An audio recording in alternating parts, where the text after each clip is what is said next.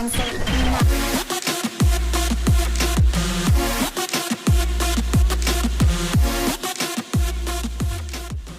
is going on, everybody, and welcome to a brand new episode of Trading to Glory. We've been making, on average, I believe it's somewhere around 140,000 coins per episode.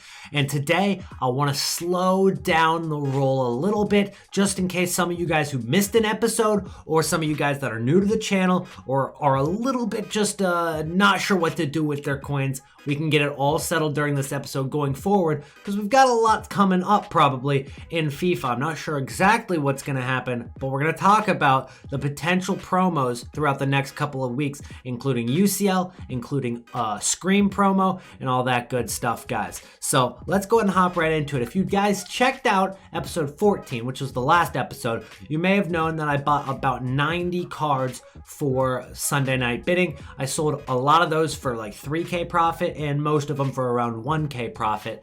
Probably made around 120 to 130K overall, but we're not going to get into that. We've done a lot of episodes on Sunday night bidding, and if you want to check it out, you can go check out some recent videos, but this video isn't about showcasing profit, it's about what to do next.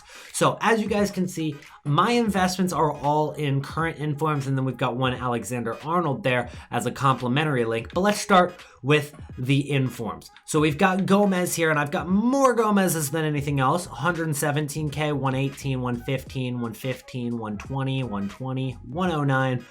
And then maybe another on this page right here, 115 as well. Okay, so we've got those Gomez cards, and those are obviously in the current team of the week. I picked him up because I think he's a very, very good card that could rise out of packs. If you consider the fact that Mertens is very similar card, and he's going for about the same price on a normal card that's been in packs since day one all the way until now, compared to a card that's only been in packs for 6 days and is going out of packs tomorrow, which means the supply gets cut off. I could definitely see this card rise out of packs a little bit, just enough so we can make some good profit and move on with our investments. I'm not expecting to make 1 million coins on this card, but right now he's going for about 127,000 coins overnight tonight.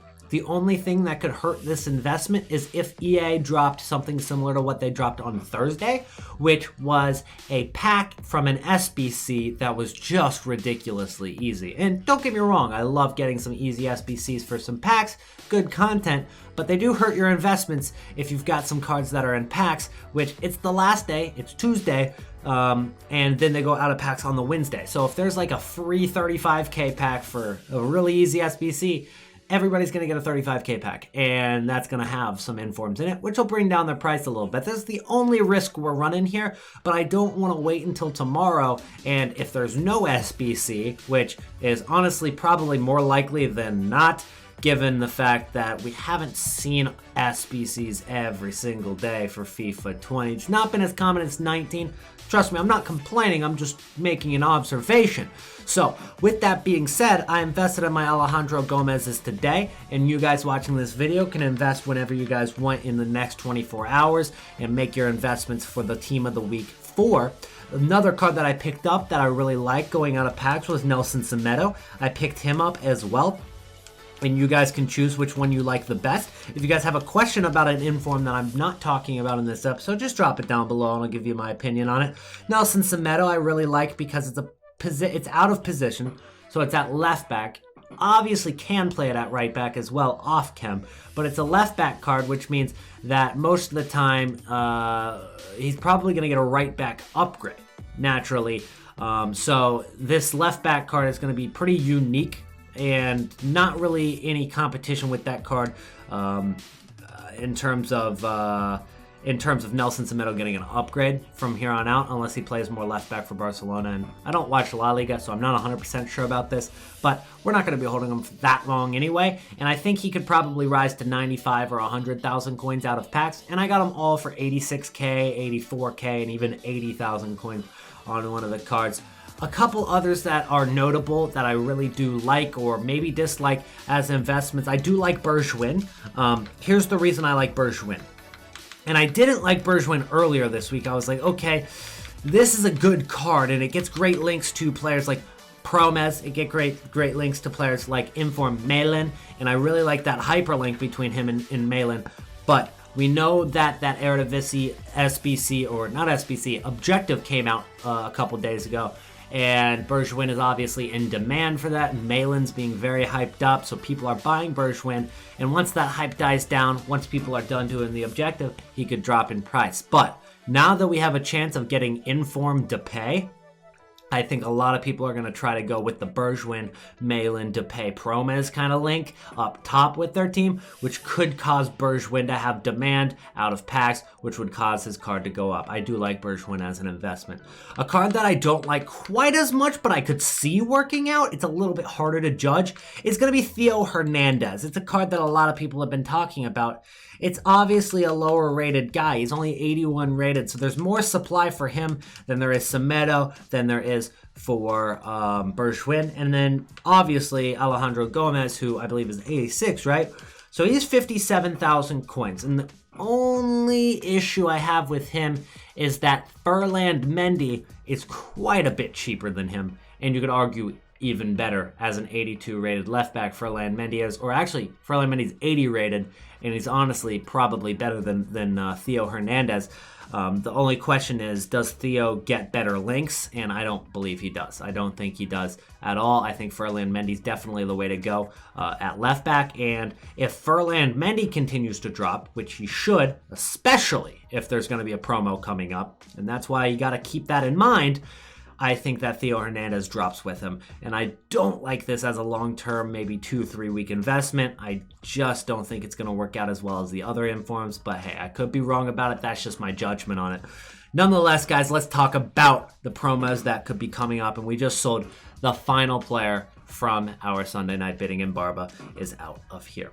So we've got OTWs done. That one's gone. Now we've got Scream promo and UCL promo that could possibly come up in the next week. Now, if you take a look into previous years, let's take a look at last year. Scream promo dropped on the 19th of October, and it lasted until November 1st. That 19th was a Friday, so this year it would be the 18th, which is this Friday. And they're probably going to want to hype it up beforehand, so we could see on the day that this is uploaded, maybe an announcement for it, or on Wednesday or on Thursday for Scream promo. That's kind of how they've been doing promos. They don't just drop them anymore. They announce it on Twitter, and let's be real, even if they didn't, we'd probably find a leak somewhere or another. There's always leaks in FIFA. Some of it is good. Some of it kind of ruins the hype. That's just how it's been. So we'll probably get info that there is a promo, if there is a promo. And hey, there could very well not be a promo. But we have to be prepared just in case there is. And honestly, I'm more towards the side where there might not be a Scream promo. But I want to make sure that I'm prepared if there is. And what will happen with the Scream promo is there will be panic selling a little bit, not to the extent that Black Friday will be, which is in about a month and a week from now, the day after Thanksgiving, which also my European viewers don't know when that is, which is the third Thursday of November, and I'm not sure of the exact date for that, but it's somewhere towards the end of November. It looks like it'll be the 21st or maybe the 28th of November, something like that. Yeah, I think it's the 28th of November, and then the 29th will be Friday, the Black Friday. So you got time, all right? It's over a month and a week away for sure. But that's going to be the first real market crash. The Scream promo could cause a dip in prices, but not a market crash. And if you're holding any cards that are in packs, you could see them drop in price. And if you're holding any cards that aren't in packs, you could see them drop with panic selling. So the panic selling isn't going to be as significant as cards that are in packs, because those cards will rise back up within time, especially towards the end of the promo after the packs are being opened. And with a Scream promo, especially if it drops this early and lasts for like a week and a half, that means that really there's not going to be one day of just packs. It'll kind of be spread out, so you'll have time to sell. So I'm saying don't panic sell if there is an announcement today, but keep in mind that that could happen. some things that you need to know if there is a screen promo. The first thing is when they drop, or when we get leaks, or when they're announced for which cards are going to get it, I want you guys to invest in their gold cards as soon as you can. As soon as you get that info, and I'll get it to you guys on my social medias, Twitch, Twitter, probably not Instagram. I'm not that active on there right now, but you guys will get the information, all right? And I'll drop it as soon as I can on YouTube as well. You'll invest in those gold cards. They'll be out of packs for a good 10 days at least, which will cause those cards to go up a ton. You saw what happened to the ones to watches. Maybe not as extreme as them, but same concept. Those things are going to skyrocket in price. So let's say somebody like Sergio Busquets gets in there. Maybe he's a little bit too high of a rating, and you won't want to go with him as opposed to maybe somebody who's a little lower rated and more so used in SBCs right now. But you do got Sergio Busquets, who's 89 rated, and if he goes out of packs for 10 days and there's any high rated SBCs, which during a promo there probably is going to be something that needs some high rated, he's going to go from 33k to 40k, no doubt. But there could be cards that rise in a bigger percentage. Let's say a player like Kolarov gets into the screen promo. Alexander Kolarov's going to go from 2,000, what is he at?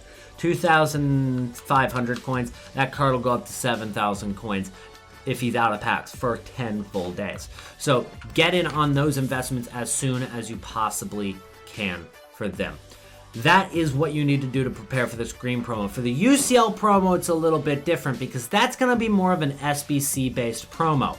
And it's going to be dead if they really push this and they're the same rating as the regular cards, which means that essentially those blue cards are simply going to be tokens for SBCs, and there's not really going to be any demand for them being used in people's teams, because why would you use a blue Ferland Mendy over a regular Ferland Mendy if they're the exact same card? So I'm not exactly sure what they're doing with them this year, but to prepare for that, I would go with some 82 to 83 rated cards. They're super cheap right now, and if you have extra coins, you can go ahead and pick some of these guys up. Maybe try to go for the guys with better links. Players that are center backs are always good investments. Players that are fullbacks are always good investments if they're cheap, but they seem to be always expensive.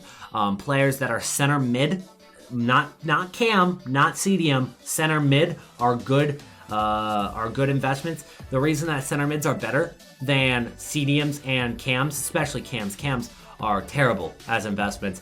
It's because the center mid can link at cam, it can link at CDM, and it can even link on the outside at left mid and right mid on 5 chemistry, while center attacking mid, yeah, it can link at center forward, but there's really not that many formations and SBCs that require that, and it can link at center mid, but it can't link at right mid, it can't link at left mid. There's not as many options there. CDM, a little better than cam because you can actually play it at center back, so there's a little bit more links that you can go with at CDM, but really center mid, center back, and fullbacks are the investments if you're going 82, 83, or 84 rated investments. So the way that you can find some of the cheapest investments for those cards is you just head over to FUTBIN. All you do is set your rating at whatever you want. Maybe you're going for 84 rateds, right? And you set it like that, and then you're gonna click order by price.